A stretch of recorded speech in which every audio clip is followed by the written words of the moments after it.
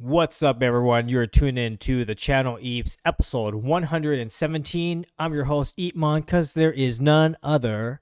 Please like and subscribe if you think that the content is interesting, and I hope you do, because it would help the YouTube algorithm reach out to others who are interested in knowing what goes behind the scenes of a digital artist and creative entrepreneur in this volatile world. So, on that note, I would love to continue Rick Rubin's book, The Creative Act, A Way of Being, because it is filled with so much inspiration.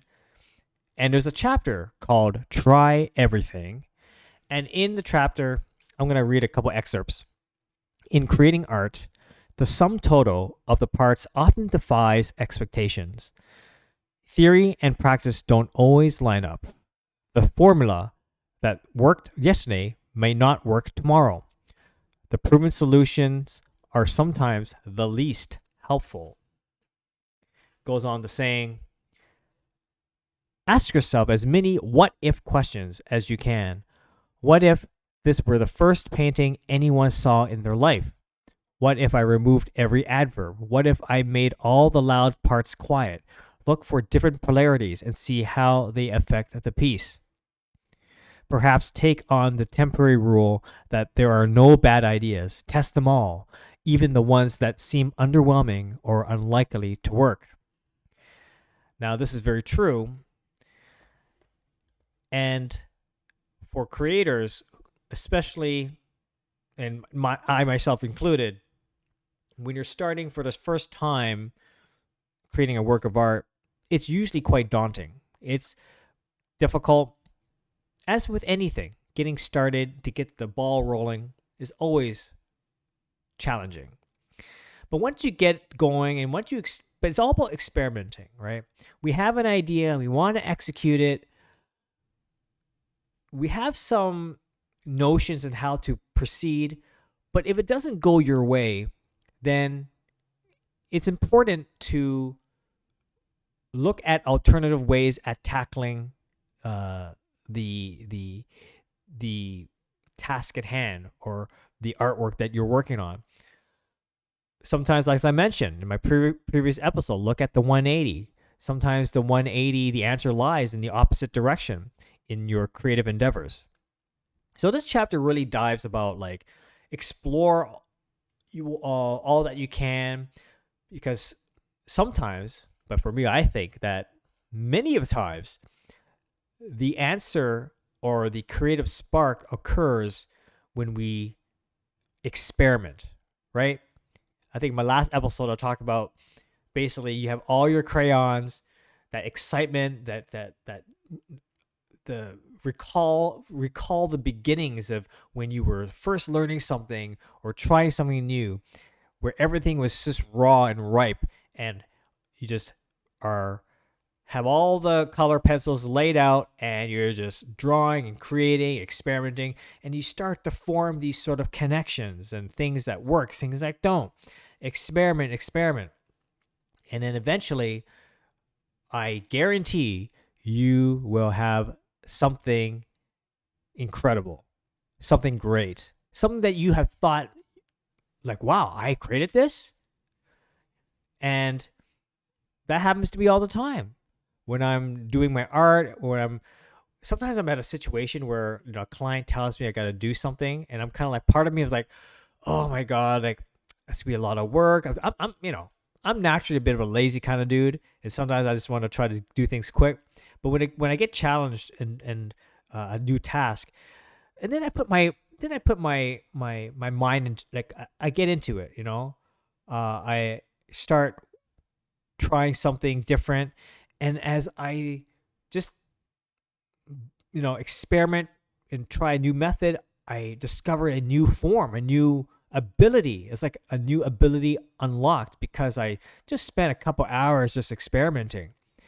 And now that the first muscle memory, or, the synapses connecting, goes through the first iteration, then I continue building on what I just created, and it gets better and better and better and more formed and more to my liking. Well, I mean, it's always been my liking, but it's just sort of it starts to have its own trajectory. And now I'm like, wow, I just created a new style that continues the branding of a particular client, or or an extension of my artwork. And now I could it's like another domain expansion, just continuing the evolution to trajectory. So I think that's very important. Now, that chapter talks about experimenting, but it only focuses on that particular instance of a work of art. If we zoom out with the same idea of trying everything, which is what the chapter is, try everything. How about try everything not just in that particular work of art, but try everything, meaning diversifying your portfolio or your creative endeavor beyond just one artwork, one style, one mode, one modality. Try everything, meaning, and I always go back to it. I know some of you are tired of it, but diversify your portfolio, diversify your reach to new audiences, new industries, get uncomfortable, and domain expand into these new areas of industry. So for me, like I mentioned, having just coming back from the Banff Forum, that was a big domain expansion for me. The crowd there, I would say they're all creative, but most of them are not visual artists, right? Most of them are entrepreneurs, policy individuals, military.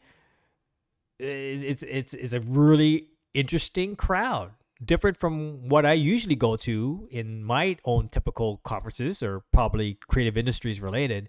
This was almost like a 180, but I found that very fascinating. I took the challenge of, you know what? I know that they are seeking creatives to engage in part of the policy discourse, and I'm up for it. As I mentioned in my previous episode, I don't know what the outcome is going to be when I previous episode, but having completed in the forum conclusion, suddenly all these potential, I'm going to say potential, nothing's concrete yet, but I like to say, like, just today, yesterday and today, the opportunities are starting to manifest as a result of being in a industry or world that usually I don't have much access to. And today I just got today I got some emails. I was like, I'm not gonna name names and stuff, but I was like, wow, like, whoa, okay, they want to meet with me and have a chat and ideate for them. That's pretty cool. Like, that's really, really cool. And I don't want to disclose anything, but pretty much, like, the meeting I'm going to be, the people that I'm going to be engaged with are like I would never have thought that it's a totally different world. But I think it's going to be really cool because I'm going to learn. I'm getting excited. I'm already getting excited. Like, the idea of the newness of something new, something unknown, something that I don't know what the outcome is going to be, but it's all going to be positive, right? And let's take that energy, like that box of crayons, everything's out. What we're going to create, I don't know what we're going to do, but I think the power of collaboration and cross-pollination of different worlds are once again coming together, and we're going to create something great. If, of course, it goes down. And then today, too, I was talking to my co-founder, Dan, in Brogno. He's AKA Killjoy. Eat First. We're going full steam ahead. It's phase 2 now. We've done a lot of things today, and we have now, for those who are more in line with the NFT world and understand about like Farcaster, Warpcaster platforms, we have officially launched Eat First on Warpcast frames. which is, I believe, a big, big deal, because on that platform, we be one of the first to come out with a full-fledged PFP mintable Eat Monkey on Warpcast. Like, that's a big. That's I know that for majority of my listeners are not NFTs, but probably might not understand what that is. But in the technological and innovation space for blockchain, and particularly in the Warpcast, it's a pretty big deal. Now, is it going to get a lot of noise? People are going to, is it going to be sensational overnight? Probably not. But we are both confident that we have the know-how and the technology and the skill and prowess to confidently evolve it further, because it's working, folks. We have an MVP on our hands, and it's fantastic. And now, another great news is that we, again, like, not many people know about this, but we won a bounty from Patchwork. We were first place, and we received some funds, and the funds is going to help us continue to develop Everse, and build and continue building. And again, Everse, we're ideating, have some great discussions in how we can bring this into other institutions, galleries, maybe in Hollywood. Who knows? We'll see where that goes. And speaking of Hollywood, like, again, just try everything, right? I'm like all over the place. But the idea is that, instead of just the artwork, but like, let's take it one step higher, and your box of crayons is not contained in just an art piece, but your world is your playground, is your box of crayons. I hope you understand what I'm talking about. Because now, like, I just something potentially big that might have me back in LA later in the fall and winter, this coming winter.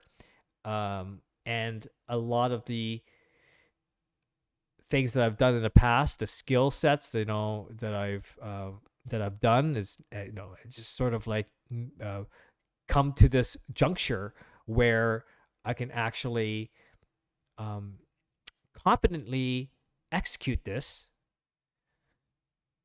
in the eyes of the Hollywood industry. So I'll just leave it at that. Still working on that, still developing this concept, still having the meetings. But folks, then you might ask me, well, how did you get access to the entertainment industry, the Los Angeles Hollywood world? Folks, I've been building these relationships since 2015. Okay? 2014, 2015. I've been building these relationships over time, and I kept in touch. Whether, like I said, whether or not something manifests itself, whether something comes out or not, what is more valuable for me is the fact that I have these relationships that I've built for many, many years. And like I said, sometimes it takes 5 years. Sometimes it takes almost 10 years until something happens. And I feel that the time has come to really bring this in fruition. Like, I don't want to get off tangent a bit, but like in the past, I don't know if you knew, but like, I met Leonardo DiCaprio. I even met Richard Simmons. For those who know, the whole, like, Richard Simmons entertainer, I met, like,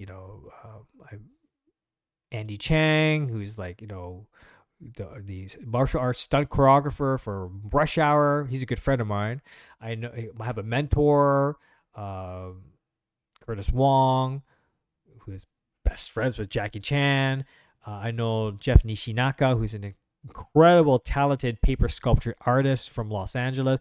Like, all these people, like, it's not like overnight that I met them. These are relations I built over many, many years, and they're my friends. They're my dear friends. Bottom line, that's all. They're really who they are.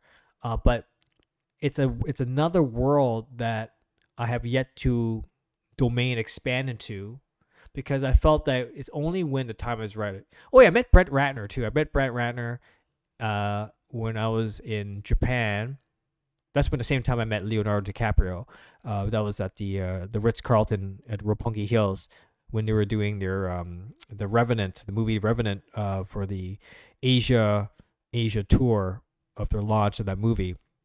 But see, all these things are coming together. But it's not until now that I start to uh, solidify and things are starting to come together.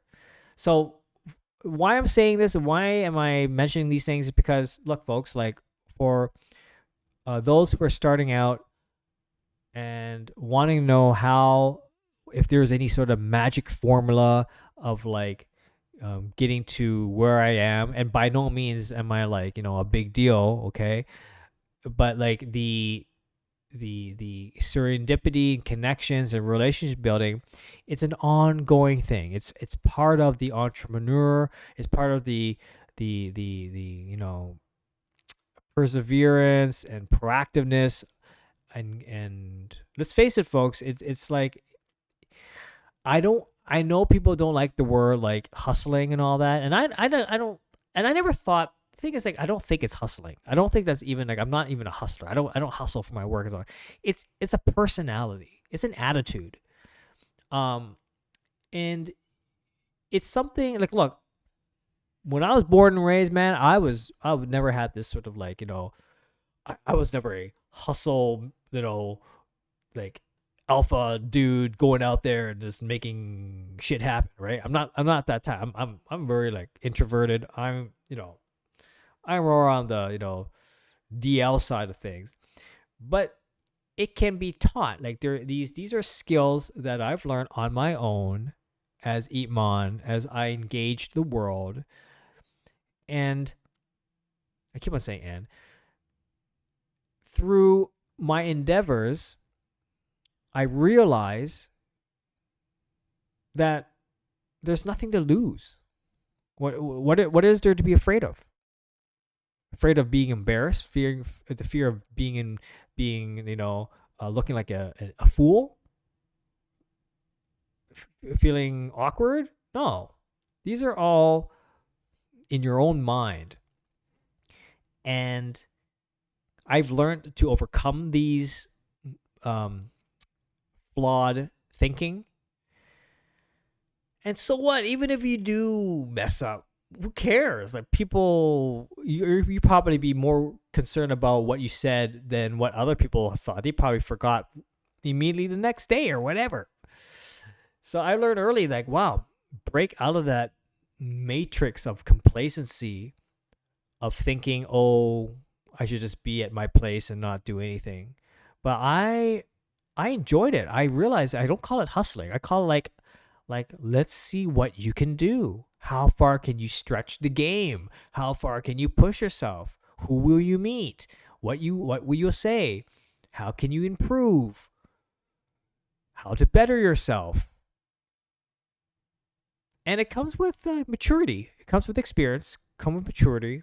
And perhaps now, like sometimes I wonder, oh, I wish that I had access to those industries, trying everything when I was in my 20s. Oh, but you know what? We can't feel that way because there's a time for everything. There's a timing. The time will come for everyone. Everyone's timing is different, is what I'm saying. Some people have it sooner. Some people have it later. But one thing is for certain, and I go back to that chapter, try everything. Try everything, not just in your particular craft, but try everything in where you want to access and where you want to go in the world. Don't feel that you need to appease or adhere to the standards within your local surroundings. No. The world is created. We have one world. We have one ball. It's called a freaking planet Earth. And you're going to roam it. Make the world your playground. Of course, you don't have to go to every friggin' country. Just align yourself, align your energy in where you feel passionate about. It could be Paris. You love Paris? Go to Paris. You like Hong Kong? Go to Hong Kong. Shanghai? Go to Shanghai. You like London? Go to London. You like Ottawa? Go to Ottawa. Everyone is different. So that's why the reason why I want to say that, because that's where I find myself. I find myself at this point in time where there's all this abundance of possibilities. Now it's time to enact it. It's action it. Make it actionable. So my gears are rolling again. And I haven't even started talking about my Japan trip that's coming up October 2nd. This is tea, by the way. It's not alcohol. So this the rest of the EEPMON Arc 4. Get ready, folks. It's gonna be a doozy. If I can line these things up, it's gonna be wild. And if I can at least do even the minimum output, like there's the bullish expectation, and then there's the I won't say bearish expectation. That's like financial talk, but it's more like the what is the absolute outcome, which is like amazing. But what I'm saying, even the most minimum or smallest outcome from all this is going to be fantastic. Either way, I'm gonna win. Either way, it does, because it's all going to. I think it's all going to lead up to the next. I'm kind of feeling it. This is gonna be 2025 is going to be the next big boost in my creative career, my artistic career. Knock on wood. But I'm an optimistic guy, so come on, give me a break here.